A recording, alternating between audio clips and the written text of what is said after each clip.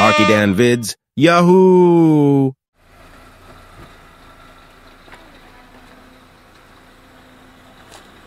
Headlight. Yan. Wala yung ilaw sa ano.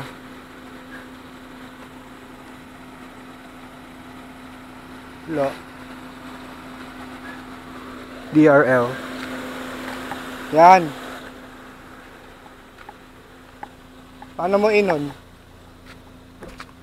Paano mo inon yan? Nakapatay kanina.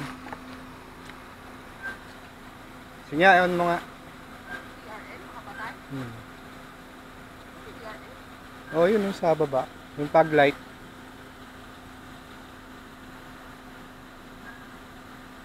Namamatay siya pag ano. Pag gabi. Oo. Okay. Ganun pala siya. So, yun no. Archidan Beach. Meron tayong night ride sa gabi. So, yun. Kulit mo eh. Sabi ko gabi. Ayan. Pag light sa likod, open mo. Yun. Let's go, Archidan Beach. Night ride sa gabi.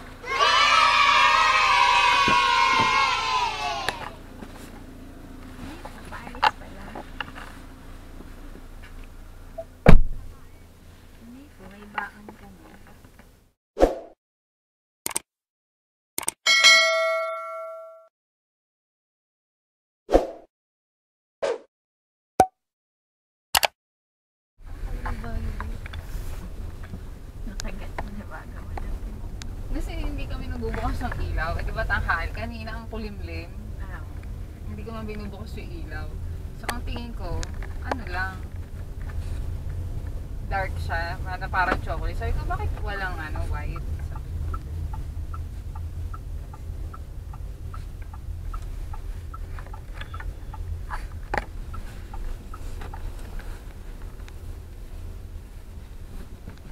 Hindi ko pinadark to yung pagkabi. Bakit? Sobra? Yung harap na okay lang. Kasi medium. Dahil masyado lang talaga matinig sa lugar na ito. Sa highway, okay. Natin, malalaman natin sa putuli-putulin mo. Parang hindi maubos yung alam. Kasi yung steady mo lang, wala naman laman yung sinasabi. Hindi nga, pinapanood nga nila eh. Yung ano yun? Paano? Driving skills ko pala. Hindi yung paano yung itsura pag may ilaw dun sa kalye. Gano'n. Eh, dapat sinabi mo na ang tint nito surround dark black. Pero yung harap medium.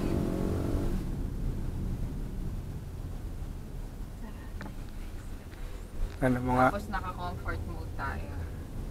Oo. Ano mo, tawag doon. High beam mo nga para makita. May kasalubong mo. Ayan. Ayun, may kasalubong na motor.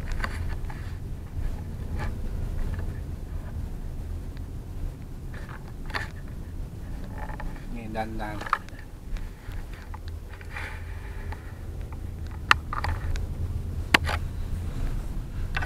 Yan yung low beam. Kanina pa tayo.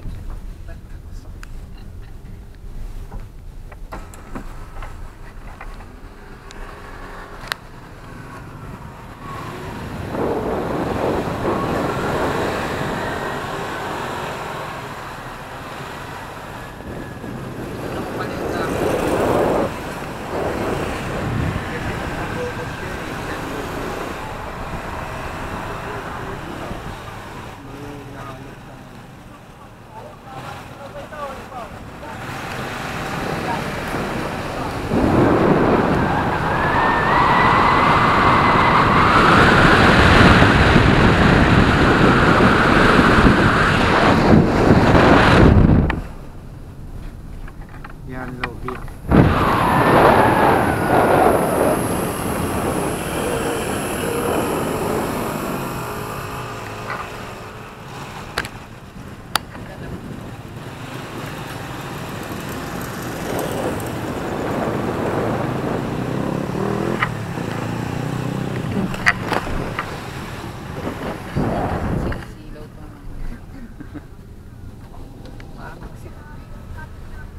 ako sa kanila. Sige na.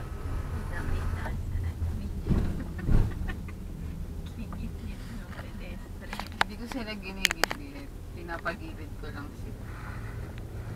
Hindi ko naman sila gumilid tuloy yung babae. Kasi nga, na-realize, ay, nasa gitna pala ako.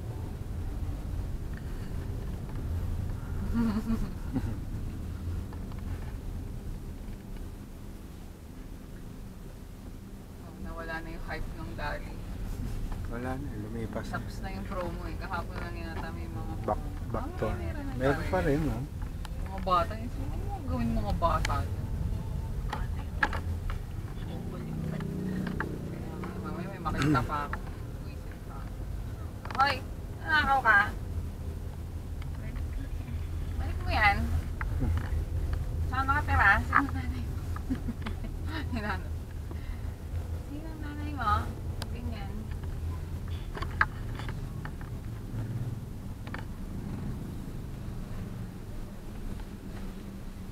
Ba't pala bukas i-car wash na? Ay, hindi. Sasabay mo sa lingkungan. Kailan naman na pala nila, ma'am? Linggo. Balik? Ah. Ng umaga. Mga tanghali sila nandiyan. Baka. Sa bagay, hindi pa rin sabay. Kasi usually, ay hindi, linggo na yun. Oo, linggo. Sabay na ulit Kaya pala. kahit agahan nila, hindi ko alam kung ano oras yung dating nila. Nakasumabay pa rin sila sa rush. Kasi November 3, pasokan na ulit. Okay na rito.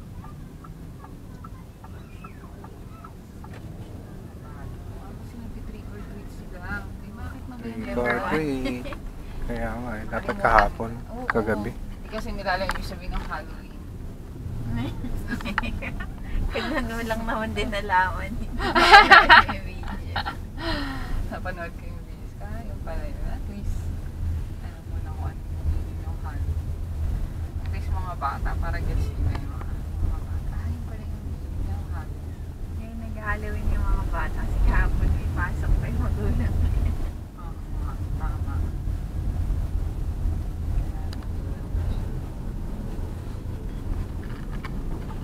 So, ganito.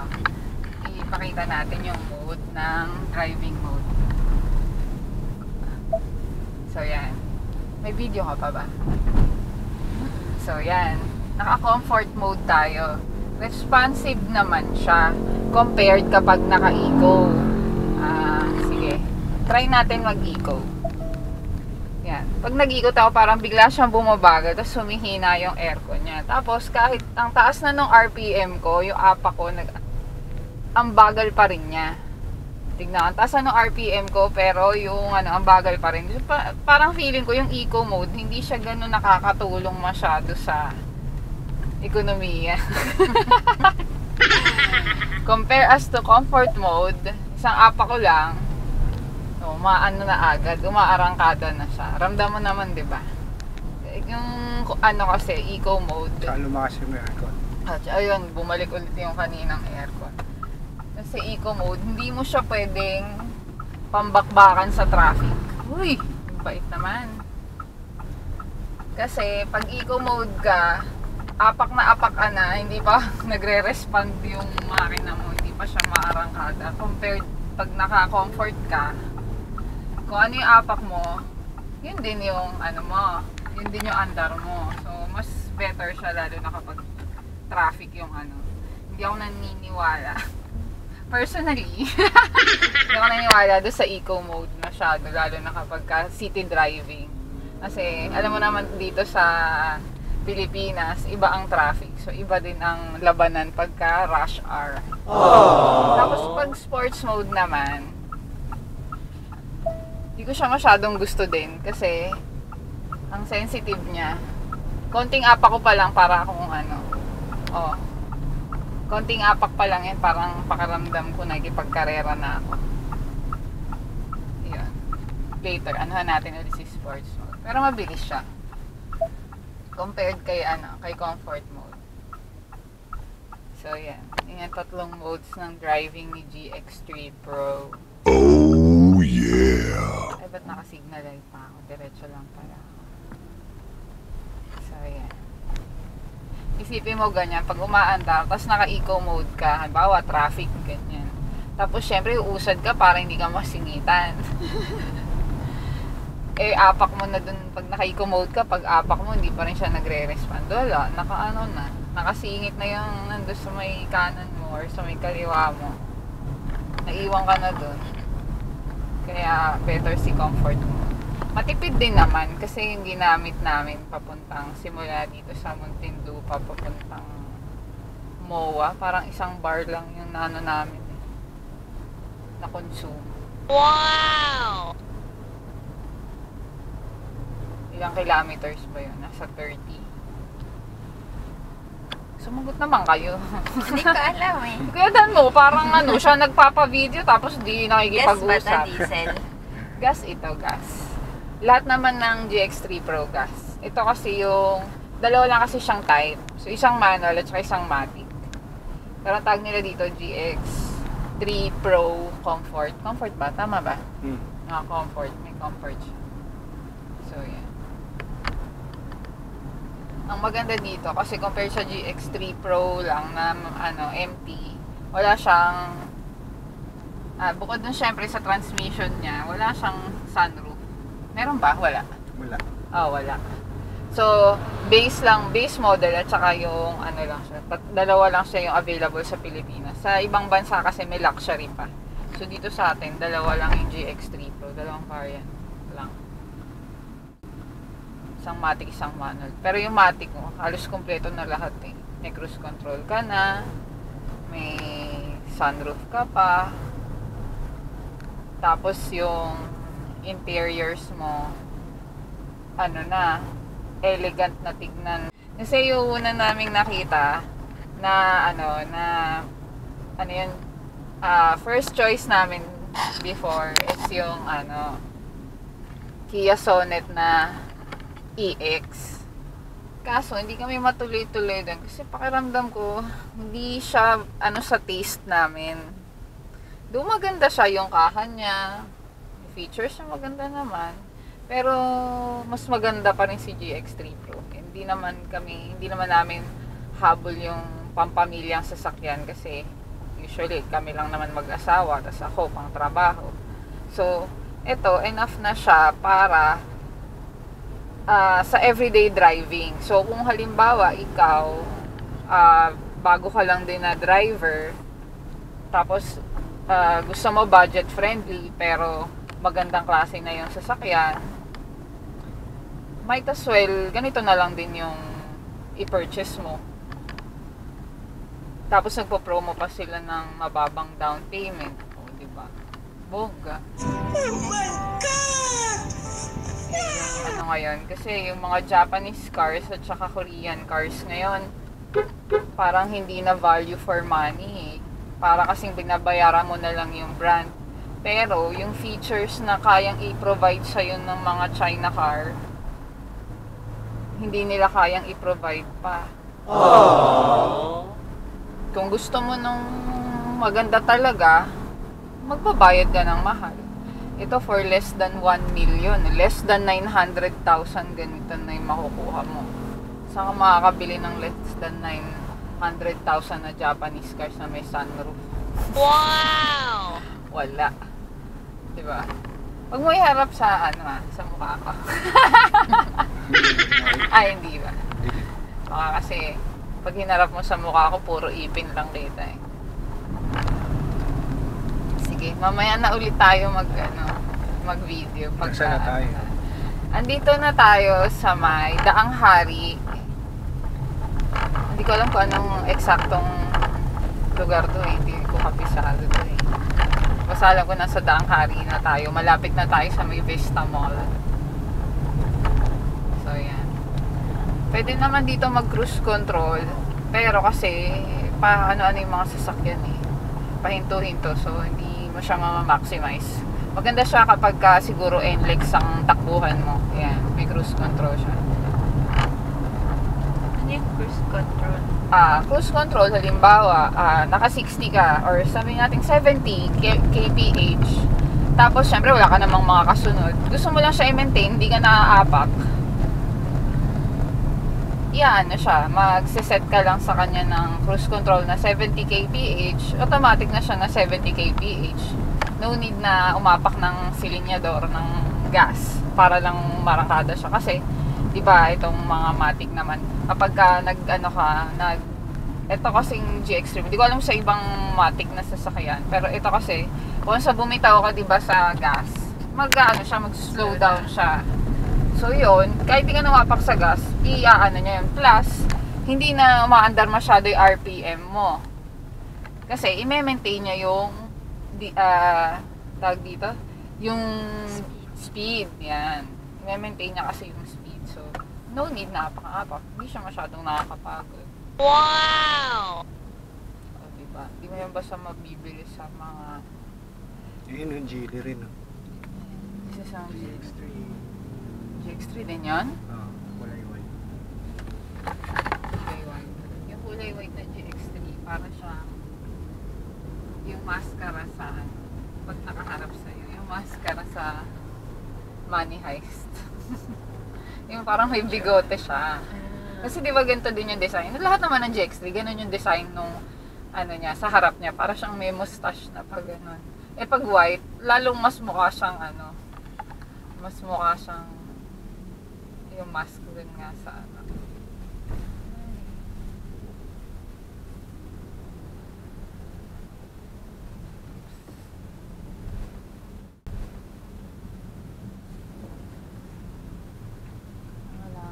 hindi meron lang sige, go forward nagkabuod na yung traffic.